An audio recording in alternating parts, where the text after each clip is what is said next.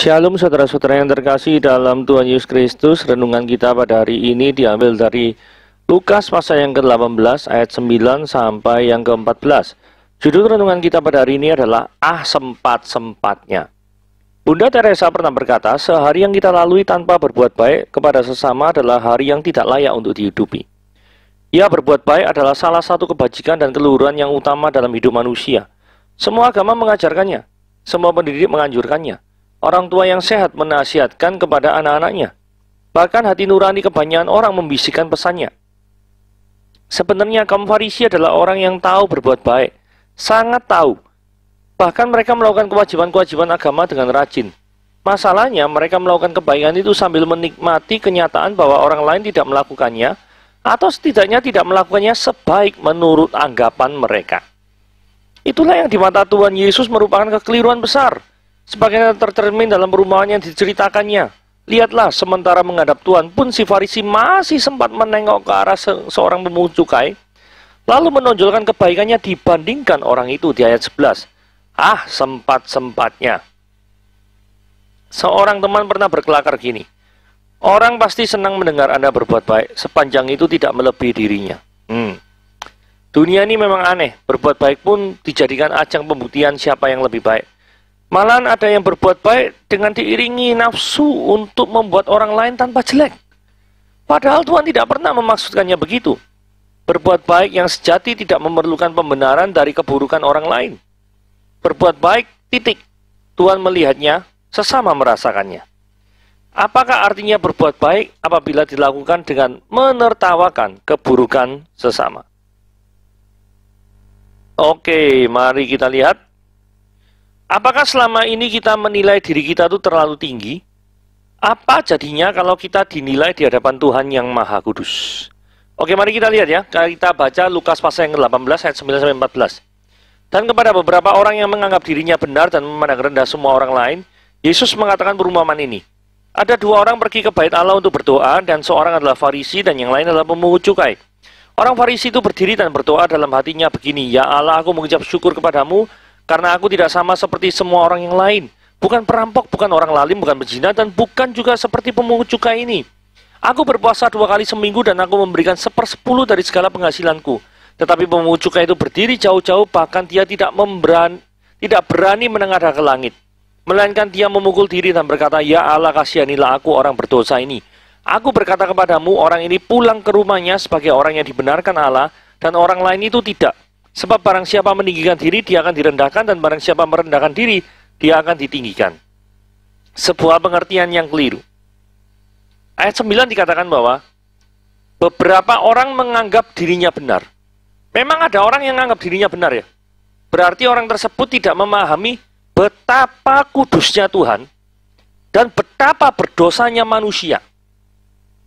Seringkali keberdosaan manusia itu hanya dinilai dari apa yang dilakukan seseorang. Jarang dinilai berdasarkan apa yang sebenarnya ada di dalam pikiran orang tersebut. Ini memang sulit, karena kita tidak tahu pikiran seperti apa. Dan maksud sebenarnya daripada seorang berbuat sesuatu itu apa. Memang kita tidak punya kapabilitas untuk menilai itu semua. Tetapi, pribadi yang bisa menilai itu semua adalah Tuhan sendiri. Dalam 1 Samuel pasal yang ke-16 ayat 7 dikatakan, tetapi berfirmanlah Tuhan kepada Samuel, janganlah pandang parasnya atau perawakannya yang tinggi, sebab aku telah menolaknya. Bukan yang dilihat manusia, yang dilihat Allah. Manusia melihat apa yang di depan mata, tetapi apa? Tuhan melihat hati. Jadi seringkali ketika ada seorang yang menganggap dirinya benar dan menganggap orang lain salah, berarti dia tidak sadar bahwa keberdosaan manusia itu sangat-sangat buruk sekali di hadapan kekudusan Tuhan yang mulia. Dan perhatikan, Tuhan itu melihat hati, manusia melihat apa yang di depan mata. Gitu ya. 2 poin itu. Oke, mari kita lihat poin ini ya. Memandang rendah semua orang lain. Nah, setiap manusia itu pasti tidak suka kalau dirinya direndahkan. Tapi ada orang yang merasa suci, mulia, sehingga menganggap orang lain itu lebih rendah derajatnya daripada dirinya sendiri. Kejadian 1 ayat 26 berkata, berfirmanlah Allah, baiklah kita menjadikan manusia menurut gambar dan rupa kita, supaya mereka berkuasa atas ikan-ikan di laut dan burung-burung di udara dan atas ternak dan atas seluruh bumi dan atas segala binatang yang melata yang merayap di bumi. Apa artinya semua ini? Tuhan saja menciptakan kita itu menurut gambar dan rupa Allah. Bagaimana mungkin kita sesama ciptaan memandang orang lain yang adalah gambar dan rupa Allah itu dengan cara merendahkan? Jadi selain ini saya kasih judul mengembalikan perspektif nilai yang terdistorsi. Jadi manusia yang berdosa ini memiliki cara pandang yang rusak, yang menganggap orang lain itu lebih rendah daripada dirinya sendiri. Karena mungkin saja dalam konteks ini orang lain, menurut anggapannya ya, tidak berbuat sebaik apa yang bisa dia lakukan. Sehingga karena dia bisa melakukan hal-hal yang baik itu, maka dia meninggikan diri sendiri dan merendahkan orang lain. Oke, kita bicara ayat 10. Ada 2 orang pergi ke bait Allah untuk berdoa. Sama-sama tujuannya untuk berdoa. Satu statusnya Farisi, yang satu statusnya pemungut cukai. Saudara kalau mengerti 2 golongan ini sebagai berikut ya. Seorang Farisi adalah orang yang dianggap terpandang dalam masyarakat karena menjaga daripada nilai-nilai keagamaan secara ketat. Kaum Farisi timbul sekitar abad kedua sebelum Masehi sebagai reaksi daripada ketidakketatan masyarakat Yahudi saat itu di dalam menjalankan Taurat Tuhan. Sehingga ada sekumpulan orang itu yang istilahnya sangat ketat sekali dalam menjalankan Taurat, dan itu mereka adalah Farisi. Sedangkan seorang pemungut cukai adalah orang yang bisa kaya, bisa sukses karena jadi antek pemerintah Romawi untuk menarik pajak yang sangat tinggi terhadap orang Yahudi. Sehingga konsekuensi logisnya orang seperti ini akan dibenci oleh banyak orang. Jadi satu terpandang, satu dibenci. Gitu ya, kira-kira ya. Nah, ucapan syukur yang merendahkan orang Farisi ini, kita lihat orang Farisi terlebih dahulu. Berdiri berdoa dalam hati, ya Allah, aku mengucap syukur padamu karena aku tidak sama seperti orang lain. Bukan perampok, bukan orang lalim, bukan pezina, dan bukan seperti pemungut cukai ini. Orang Farisi ini merasa benar di hadapan Tuhan Allah karena dia tidak melakukan hal-hal yang dipandang buruk oleh masyarakat setempat. Bahkan orang Farisi ini merendahkan pemungut cukai yang berada satu tempat ibadah dengan dia. Jadi keburukan daripada status pemungut cukai disamakan dengan perampok, orang lalim, pezina. Kan dia ngomong gitu. Aku bukan perampok, bukan pelalim, bukan pezina, bukan juga seperti pemungut cukai ini. Berarti ini kan pensetaraan pemungut cukai dengan perampok, orang lalim, sama pezina. Sebagai refleksi dalam kehidupan kita. Apa sebenarnya yang kita syukuri setiap hari dalam doa kita kepada Tuhan? Kalau ini ngucap syukur untuk membanggakan dirinya sendiri dan merendahkan orang lain, kalau Farisi saat ini ya. Nah, apakah dalam ucapan syukur kita ada kata-kata seperti orang Farisi, yaitu merendahkan golongan tertentu atau pihak lain? Atau apakah ucapan syukur kita itu benar-benar murni dari hati kita yang paling dalam? Atau pertanyaan yang lebih dalam lagi, jangan-jangan kita tidak pernah mengucap syukur pada Tuhan atas apa yang sudah Tuhan perbuat di dalam hidup kita. Nah, ya, ini perlu jadi introspeksi daripada setiap kita. Nah, ayat 12, ini adalah bukti orang Farisi itu pamer spiritual activity. Aku puasa 2 kali seminggu. Aku memberikan 1/10 daripada segala penghasilanku. Jadi ini pamer kegiatan rohani yang sudah dilakukan. Lah sebenarnya motivasi daripada seorang melakukan kegiatan rohani itu apa tuh ya? Apakah motivasinya itu adalah benar-benar ingin menyenangkan Tuhan? Atau sebaliknya justru ingin menyenangkan diri sendiri gitu loh? Kalau ini kan melakukan aktivitas rohani untuk supaya status dirinya tuh naik. Ketika seorang itu benar-benar tidak tulus di dalam melakukan pelayanan, maka sebenarnya pelayanan orang tersebut tidak memiliki nilai apapun di hadapan Tuhan. Saudara ingat tadi 1 Samuel 16 ayat 7 ya? Karena Tuhan melihat hati, manusia melihat apa yang di depan mata. Orang lain mungkin memandang kita hebat, memandang kita luar biasa. Tetapi Tuhan melihat kedalaman hati kita yang paling dalam. Sebenarnya lu melakukan aktivitas itu untuk apa? Untuk show off? Atau benar-benar untuk mengasihi Tuhan, melayani Tuhan, dan ingin memperlebar kerajaan surga? Apa sebenarnya deep inside in your heart? Apa yang sebenarnya tercantum, tertulis di sana?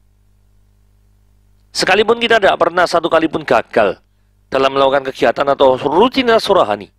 Misalkan tidak pernah absen sekalipun ya ke gereja itu, Noah tidak pernah absen ya. Tetapi jika kita dan hidup kita jauh dari perkenanan Tuhan, maka hal itu tidak ada gunanya sama sekali, seperti orang Farisi ini. Nah ini ya, ketika orang berdosa menghadap Allah, tetapi pemungut cukai itu berdiri jauh-jauh, bahkan tak berani menengadahkan langit. Melainkan dia memukul diri dan berkata, "Ya Allah, kasihanilah aku orang berdosa ini." Mari kita lihat satu-satu ya. Pemungut cukai ini apa?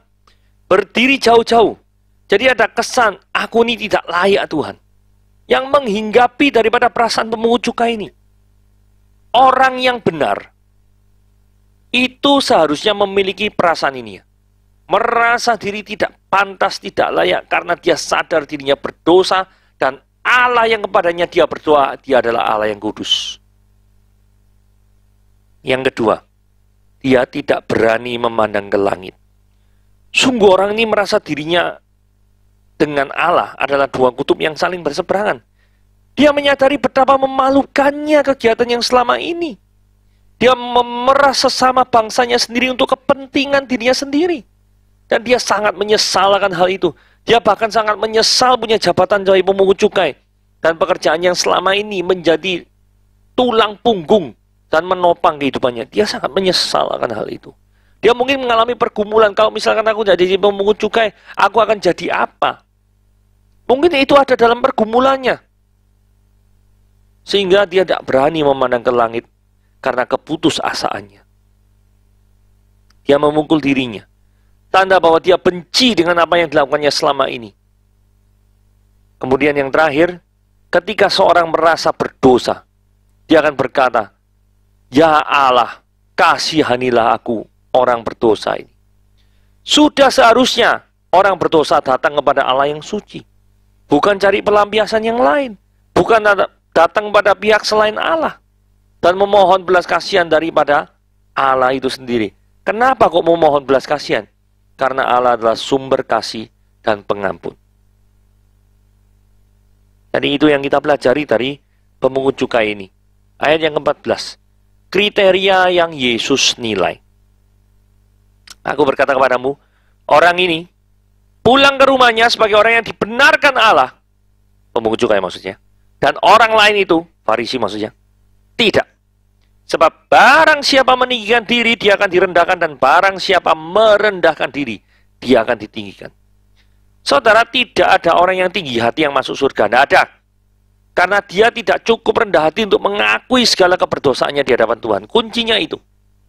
Celakalah orang yang merasa diri benar.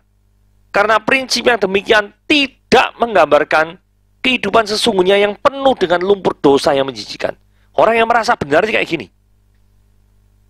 Berikutnya, prinsip pembenaran di hadapan Tuhan. Pengakuan dosa yang tulus dari pribadi yang sudah melukai Allah. Bukan memuji-muji diri sendiri dengan apa yang selama ini sudah dilakukan. Misalnya puasa 2 kali seminggu, memberikan hasil persepuluhan dari penghasilan. Bukan, itu tidak penting. Tetapi kalau berdasarkan itu, terus kemudian engkau membanggakan dirimu di hadapan Tuhan, engkau salah besar. Karena apa yang bisa dibanggakan daripada seorang yang berdosa? Apa yang bisa dibanggakan daripada orang yang melanggar hukum Allah? Tidak ada. Dan kalau itu yang tidak ada, berarti satu hal yang bisa membuat kita datang kepada Allah, karena apa? Karena dia adalah Maha Pengampun dan Pengasih. Itu aja. Tidak ada yang bisa menerima daripada kita selain daripada Allah sendiri. Ketulusan dan kerendahan hatian adalah kunci sukses orang mendekat kepada Tuhan. Saudara datang pada Tuhan dengan ketulusan, dengan rasa rendah hati, maka Tuhan akan menghampiri kehidupanmu. Saudara, barang siapa yang merendahkan diri, dia akan ditinggikan. Barang siapa yang meninggikan diri, dia akan direndahkan. Saudara, siapakah kita di hadapan Tuhan sehingga kita meninggikan diri? Satu-satunya pribadi yang patut ditinggikan itu adalah Allah sendiri. Dan tidak ada satu manusia pun yang patut kita tinggikan. Sama seperti ketika kita meninggikan Tuhan. Oke, renungan kita pada hari ini sampai di sini. Tuhan Yesus memberkati.